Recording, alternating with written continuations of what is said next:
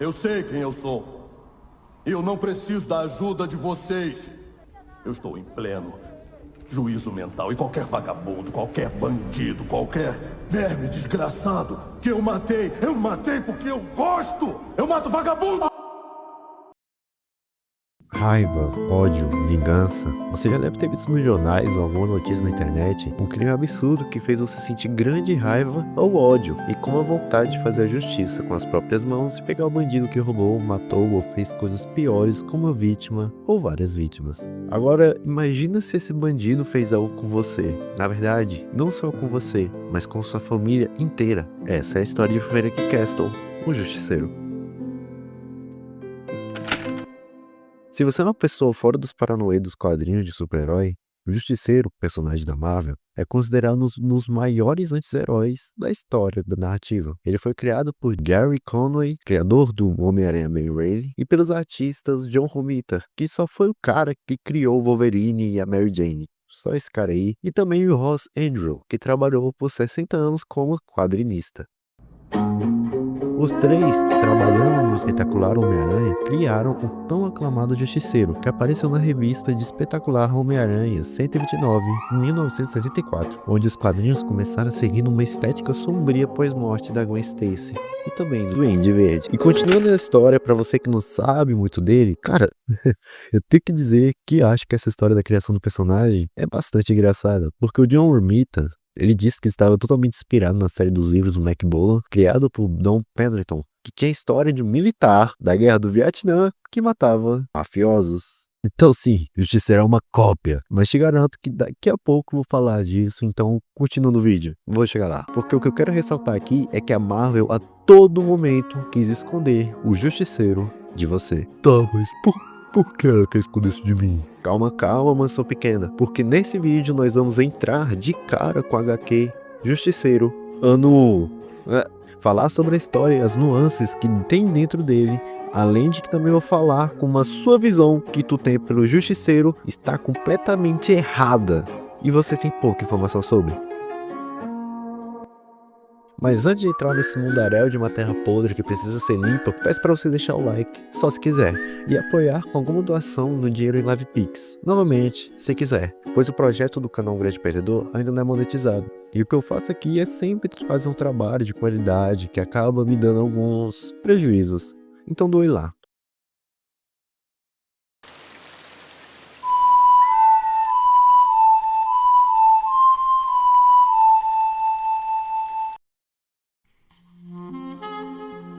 Escrito por Dan Abnett e Andy Lanning, com desenho de Dale Eaglesham. Justiceiro ano 1 era para ser uma série de revistas que futuramente teria um livro só, sintetizando a história toda.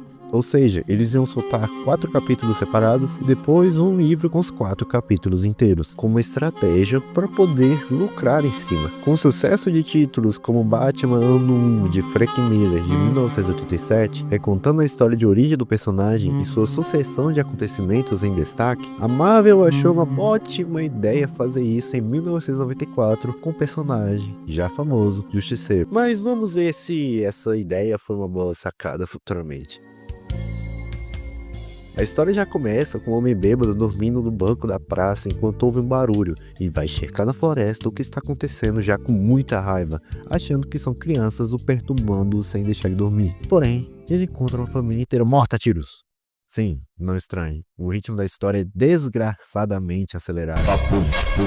Mas se acostume, vamos seguindo. Após isso, corta para os detetives e na cena do crime, no Central Park, para poder investigar o ocorrido. Acontece que a testemunha, o bêbado, que viu tudo, era um desachegado do detetive Johnny Laviano, que sempre estava ao lado do seu fiel companheiro Stan Riches. Essa testemunha era um jornalista freelancer, bêbado alcoólatra, chamado McTeer. Após uma ferrenha discussão entre McTeer e John Laviano, um legista percebe que uma das vítimas ainda estava pulsando. Era um homem que dizia a todo momento o nome Maria e partia agressivamente para todos os lados até que sedaram ele como um urso feroz. Nem a gente já sabe que esse cara aí é o Frank Castle. Após tudo isso, Laviano e Ritz, no hospital onde o homem está, descobrem que ele é, obviamente, Frank Castle, um militar super condecorado que voltou da guerra, e ele até foi premiado com o Coração Púrpura. Que, para quem não sabe, é uma medalha de honra que mostra que o soldado deu sua vida ou saiu muito ferido de uma missão. Descobriram também que ele estava prestes a receber uma medalha presidencial e se aposentar da carreira militar. Porém, o atentado ocorreu sobre a família e ele foi o único sobrevivente. Bom, vale ressaltar aqui vários elementos deixados no quadrinho, sendo um deles essa estética dos anos 90. E aqui vai uma aulinha básica de história e sociologia de boteco. Óbvio que não dá para sintetizar o que era a estética dos anos 90, mas o que dá para entender é que essa cultura que havia nos Estados Unidos era uma cultura de perdição e de busca de um sentido. O quadrinho mesmo tenta sempre emular uma aparência dos anos 60, pelos desenhos e também pelas falas dos personagens. O John Laviano, por exemplo, cara, que bizarro, vive falando: "Você é um poeta, Witch", para seu companheiro como se fosse um bordão. Que, cara, sério, é toda hora. Eu confesso que chega num ponto terrível, que é irritante. Ele fala isso toda hora. E também tem aquelas gírias da época, como tiras, xará, meu chapa. Como você que tá vendo esse vídeo, tivesse no Zorra Total, só que da Marvel dos anos 90. Tipo, olá meu chapa, você não seria um tira, certo, xará? Cara, frases assim são extremamente comuns nesse quadrinho e totalmente datados, até pra época, deixando vergonhoso. A gente tá falando de anos 90. Enfim, o que eu quero dizer é que isso era uma tentativa de achar uma identidade.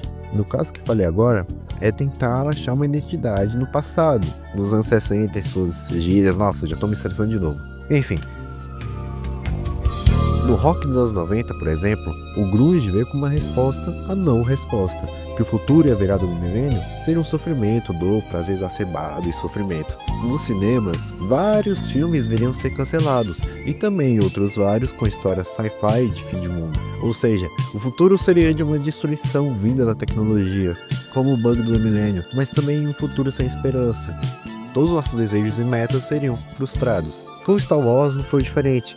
A falta de decisão dos temas de George Lucas fez os espectadores da prequel da obra ficarem confusos. Falei disso em um vídeo de Star Wars aqui no canal. No último segundo desse vídeo ele vai aparecer para você, e se você quiser, você vai clicar nele para saber mais dessa história. Essa falta de decisão do diretor de temas e singularidades confusas fazia parte desse cotidiano cultural também que havia nos anos 90. E na Marvel, cara, tava até pior, quando a própria empresa declarou falência e teve que vender o direito dos seus heróis para outras empresas, assim como os X-Men e Quarteto Fantástico para a Fox e o Homem-Aranha para a Sony.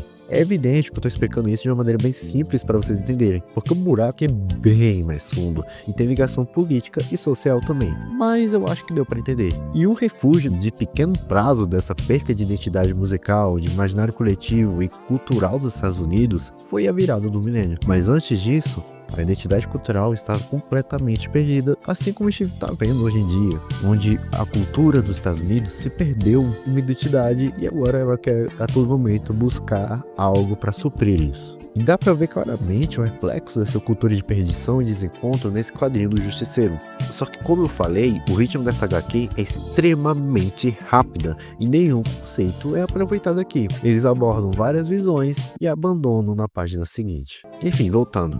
Após esses acontecimentos, Frank, o futuro justiceiro, acorda no hospital com vários mafiosos querendo matar ele, mas sem sucesso, pois ele dá uma sova neles. Castle tenta depois até ajudar os detetives para procurar quem matou a família dele, porém o caso é arquivado sem nenhum motivo aparente. McTeer acaba tentando fazer amizade com Frank para tentar fazer uma reportagem para o Clarim Diário, e os dois vão para o JJJ na ideia de criar uma história para o jornal para poder achar os bandidos, e o McTeer querendo todas as chances de fazer dinheiro com isso.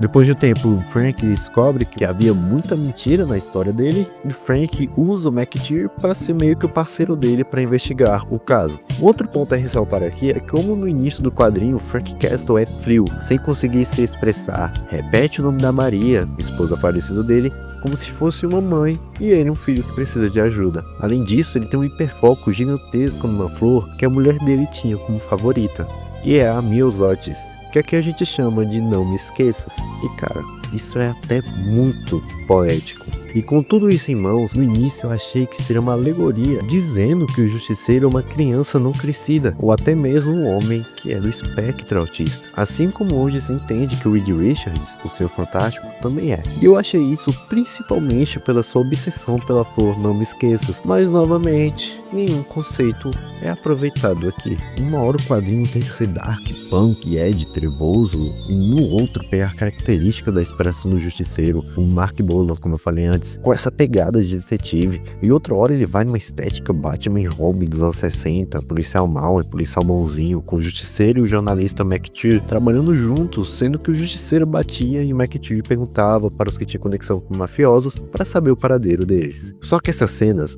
são completamente descartadas em função de outras que também são cenas curtas e sem aprofundamento, e a história continua nesse bololô. Até aparece o Peter Parker com a pegada dos anos 70 por ali, como uma peça importante pro desenrolar da história, mas nem tanto, e isso é pouco aproveitado. Então o Justiceiro faz amizade com o McTeer, só que no final o jornalista acaba morrendo, a casa do Frank explode, e além disso vê a flor que ele cuidava, que é a Não Me Esqueças, totalmente pisada. Ele se veste com uma caveira num peito enorme, cheio de ódio, e vai atrás de cada mafioso que esteve envolvido nesses casos. E a história acaba com os dois detetives que a gente viu no início do conto tomando uma cerveja, como se fosse o primeiro dia de uma grande guerra que o Frank Castle tinha feito com o mundo do crime.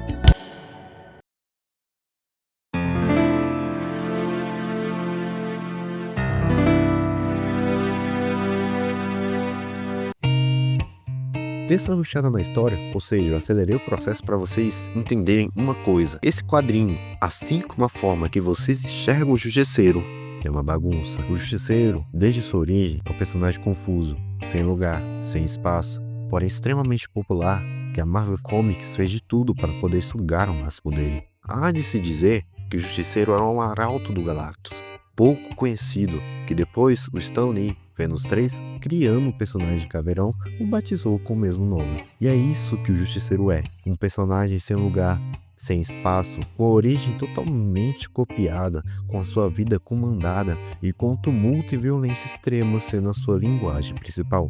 Muitos vão lacrar e dizer que esse personagem é um personagem fascista, ou vão lacrar ainda mais dizendo que o personagem tá certo e Batman que tá errado. E lacrar, nesse sentido, teria fechar um debate sobre algo, ou acabar, sim, ao menos procurar entender. Na verdade, me digam nos comentários se vocês querem um vídeo meu falando sobre Batman. Não. O Justiceiro, ele não é fascista.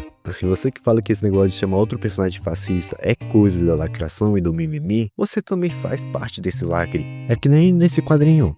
Ele em nenhum momento tenta aprofundar o Justiceiro. Eu falei ali sobre uma criança que não cresceu e falei também sobre autismo, mas em nenhum momento o quadrinho pensa no Justiceiro. Ele só vai se animar quando o Frank Castle assume o manto da caveira. Ou seja, até pro quadrinho e até para aquelas pessoas que tiveram a honra de trabalhar com o personagem, o mais importante era só a matança. E o só vou matar mafioso e bandido. É por isso que eu acho esse quadrinho importante. Não só ruim, porque esse quadrinho é terrivelmente ruim, mas eu acho essa HQ importante porque ela reflete tudo que a gente acha sobre o personagem.